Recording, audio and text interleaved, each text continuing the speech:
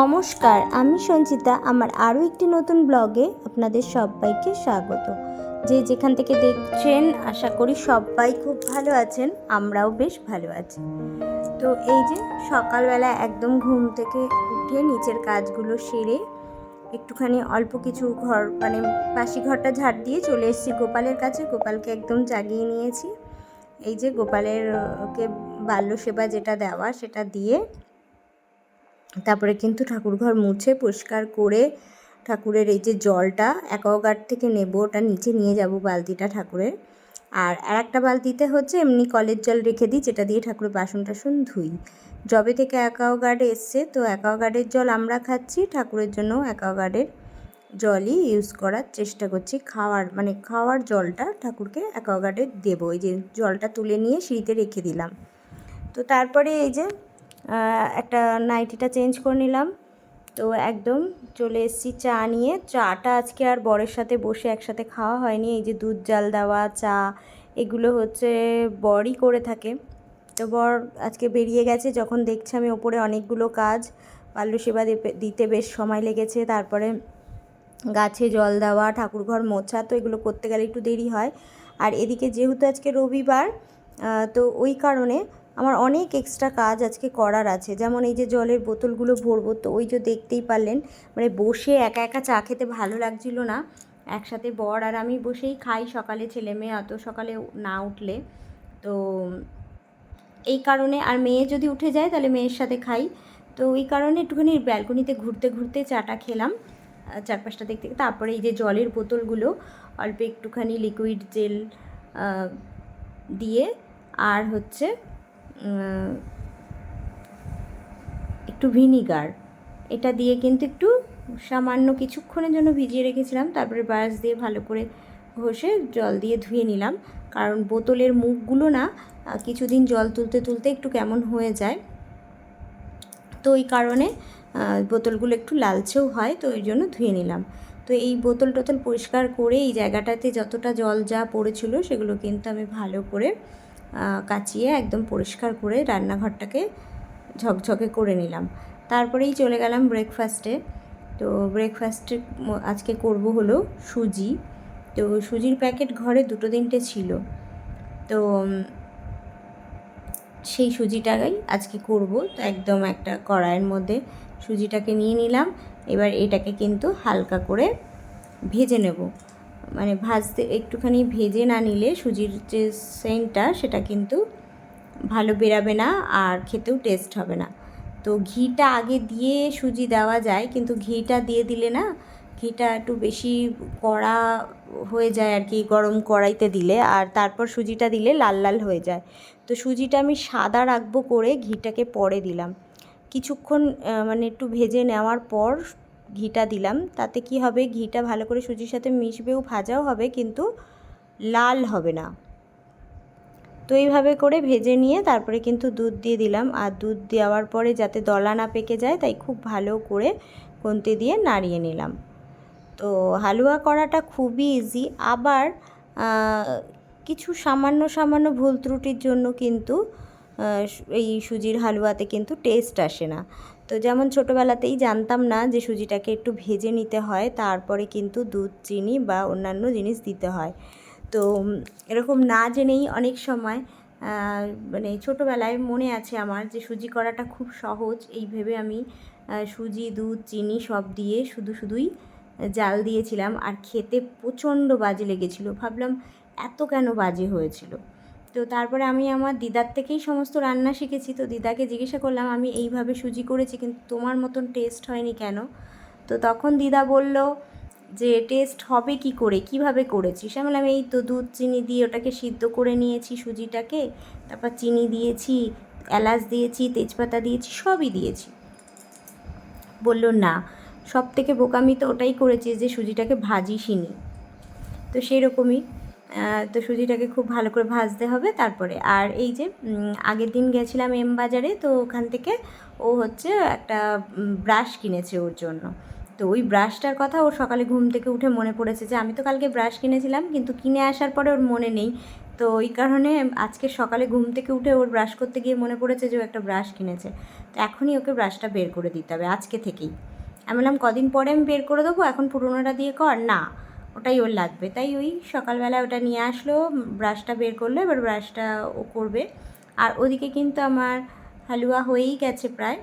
ওই হালুয়াটাকে ভালো করে ঘিয়ের সাথে ভেজে দুধ দিয়ে দিলাম, চিনি দিয়ে দিলাম পরিমাণ মতন, তারপরে কিন্তু এলাচ দিয়ে আর তেজপাতা দিয়ে একটুখানি ফুটিয়ে নিয়েছি, তো তারপর নামিয়ে নিয়েছি। তো ওদিকে বন্ধ করে দিয়ে আবার ওদিকে আটাটা মেখে নিলাম। আগের ব্রাশ এটা দিয়ে আগে মাখতাম, আর এটা এরকমভাবে দেওয়া যায় এইভাবে স্ট্যান্ড হয়, আর এটা হলো গিয়ে নতুন ব্রাশ গাড়ি। আর এটা নিচে কিরকম, নিচে কি আছে? নিচে স্ট্যান্ড এটাও আছে, এটা এটা এটাতে লেগে যায় এটা, কিন্তু এইটা নরমাল ডেয়ার রাখা হবে। মেয়ে একটু বেলাই উঠেছে, সুতরাং আর চা বা দুধ কিছুই খাবে না এখন, একদম ডাইরেক্ট ব্রেকফাস্টে চলে এসছে।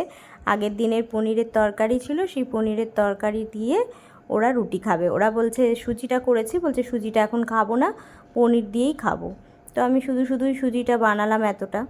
তো যাই হোক, ভেবেছিলাম সুজিটা হেলদি ছিল, ওটা খেলে ভালো হবে, আজকে একটু তরকারি করব না, তো সেই ওরা ওই আগের দিনের তরকারি খেলো।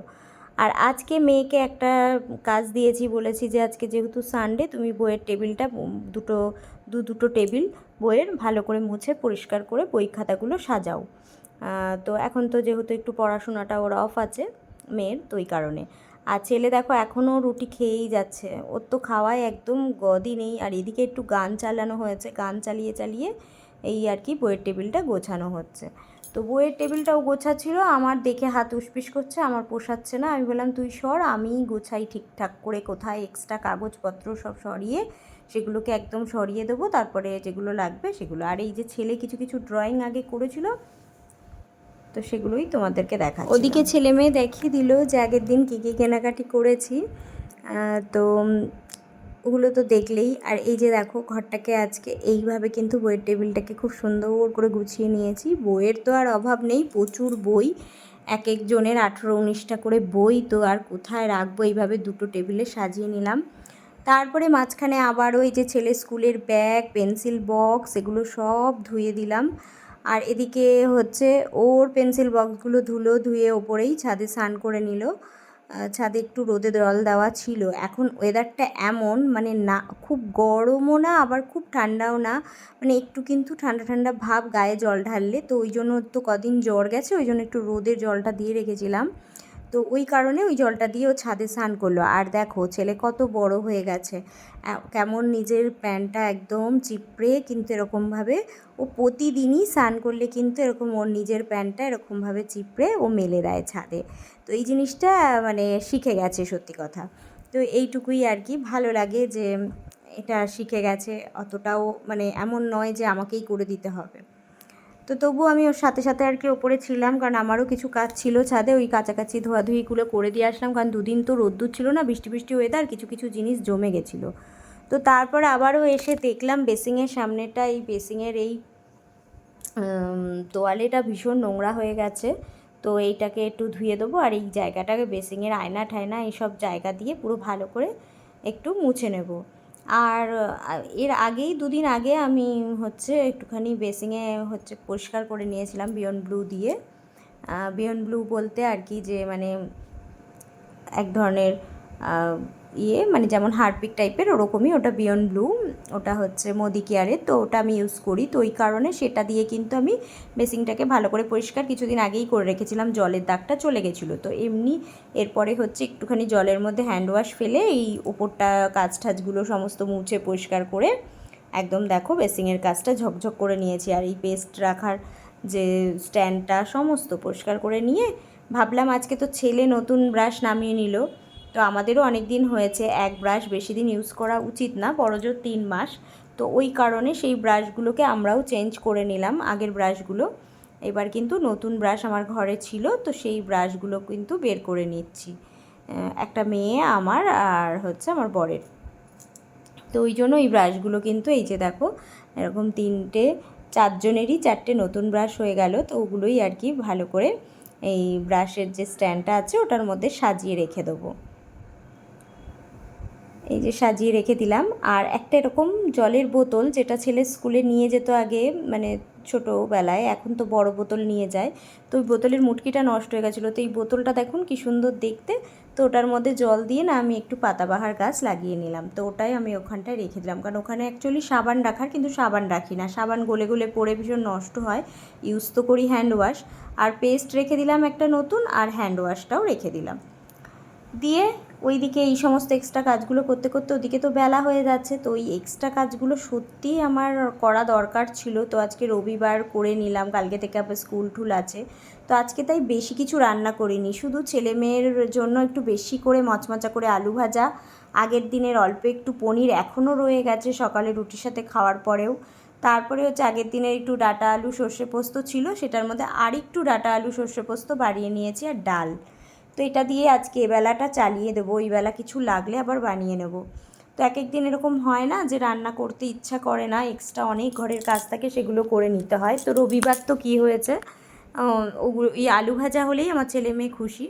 তো তারপরে এই যে খাওয়া দাওয়া সেরে একটু সন্ধ্যাবেলায় মানে দুপুরে একটু রেস্ট নেওয়ার পর এই যে ঘর বাড়ি একদম পরিষ্কার, বিকেলে যেমন ঘরদোর আমি আর কি বিকেলে সন্ধ্যার পরে ঘরটার পরিষ্কার রাখি, তো সেরকম বিশেষ করে রান্নাঘর আমার হচ্ছে একদম ঝকঝকে থাকলে খুব ভালো লাগে, কোনো রকম বাসনকোসন থাকবে না, নোংরা থাকবে না, ভীষণ ভালো লাগে। তারপরে হচ্ছে সন্ধ্যা পুজো দিয়ে এসে আমি সন্ধ্যা একটু দেখাবো ধূপকাঠি সব ঘরে, তারপরে চা খাবো, রান্নাঘর ঘর যেন পরিষ্কার থাকে, খুব ভালো লাগে। তাহলে খুব কম যে আমি নোংরা থাকে, কারণ কি প্রচণ্ড হয়তো লোকজন বা শরীরটা ভালো নেই তখন। তো তারপরে কি করলাম, একটা ধোয়া চুড়িদার পরে নিলাম, আমি একটু বাজারে বেরাবো পাশে বাড়ি এক দিদির সাথে, সেই দিদি বলেছে আর কি আমার সঙ্গে একটু যাবি বাজারে, আর আমারও কিছু বাজার করার দরকার আছে। বাজার একদম কিছু ছিল না, অনেক কিছু আনার ছিল। তা ভাবলাম বিকেল বিকেল একদম ভালো একটা ধোয়া চুড়িদারটা পরে নিই, তাহলে কারণ কি সন্ধ্যা পুজো দিয়ে তারপরে চুড়িদার পরতে গেলে অনেকটা দেরি হয় বলে, কারণ এই যে বিকেলেও গাছে জল দেওয়ার থাকে। তো ওই জন্য ছাদ থেকে জামা কাপড়গুলো তুলে সন্ধ্যা দিয়ে গাছে জল দিয়ে তারপরে কিন্তু একবারে সন্ধ্যা পুজোটা দিয়ে তারপরে আমি বাজারে বেরাবো আর কি। তো এই যে চুড়িদারটা পরেই একবারে সন্ধ্যা পুজো দিতে আসলাম ঝট করে। তো এই যে সন্ধ্যা পুজো দিয়ে নিলাম, এরপরে গোপুসোনাকে ঘুম পাড়িয়ে দিয়ে নিচে চলে আসলাম। তো বাবু পড়াশুনো করে নিচ্ছে একটু, শরীরটা এখন একটু ভালো আছে। তো এই যে কালকে অবধি অ্যান্টিবায়োটিক চলবে, তো সেই কারণে স্কুলেও তো পাঠাবো না কালকে, জানি না কি হবে সোমবার দিন। তো তারপরে গেছিলাম বাজারে, বাজারে কোনো রকম ভিডিও শ্যুট করা হয়নি, বাজার থেকে অনেক কিছু আনার ছিল, অনেক সবজি মাছ মাংস সব কিনে নিয়ে এসেছি। তো সেগুলো পরের দিন অবশ্যই শেয়ার করব। তো এই যে চিকেন নিয়ে এসে বুঝতেই পাচ্ছেন, চিকেন ধুয়ে সমস্ত গুছিয়ে আলু কেটে মশলা করে একদম রাতের জন্য বানিয়ে নিয়েছি একটুখানি গোবিন্দ